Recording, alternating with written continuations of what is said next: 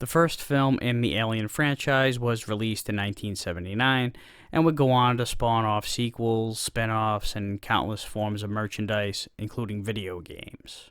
The first of which was on the Atari 2600, based on the original film, released in 1982 by 20th Century Fox. It's kind of like Pac-Man in the sense that it's a maze game where you're chased by enemies collecting dots in an effort to clear the screen while also snagging an invincibility item to help temporarily capture said enemies, and a bonus item appears sporadically in the center of the maze. So yeah, it's quite a bit like Pac-Man. Wasn't the first to emulate Pac-Man, and it wouldn't be the last. So the game isn't going to win any award for the most original concept of the year or anything, but is there anything that makes it stand out from all the other maze games of the early 80s? Well, you get to use a fucking flamethrower. Pressing down on the fire button lets loose a flame shot that doesn't kill, but keeps the enemy aliens at bay temporarily.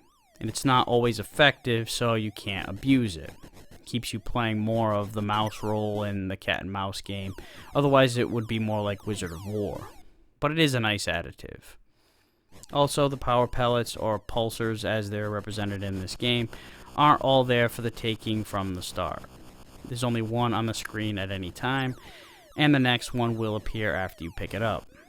There's also a bonus stage in between each maze, where you have to make your way from one end of the screen to the other while dodging aliens. But it's tough to make it across. There's a very narrow gap between the fast-moving aliens, and after one hit, the round ends. But it's a nice change of pace. There aren't any other maze designs besides the default, but the difficulty switches can toggle whether the aliens move in a fixed or random pattern, as well as whether the pulsars work as invincibility or essentially as another egg. Oh yeah, I forgot to mention that these dots represent alien eggs that you're collecting, which works well for the context of the game. Meanwhile, the 4 different variations will alter how many lives you start with, whether you can accumulate extra lives after clearing a maze or not, and the amount of points you get from the bonus items, or prizes as they're referred to in the manual. So at the end of the day, there's really not a lot that separates it from the source of its inspiration. Yeah, there's a brief bonus round and a flamethrower, but it's not drastically different.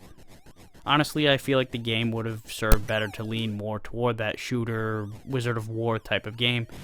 But while it's not the most original game in the world, it's still fun and well executed.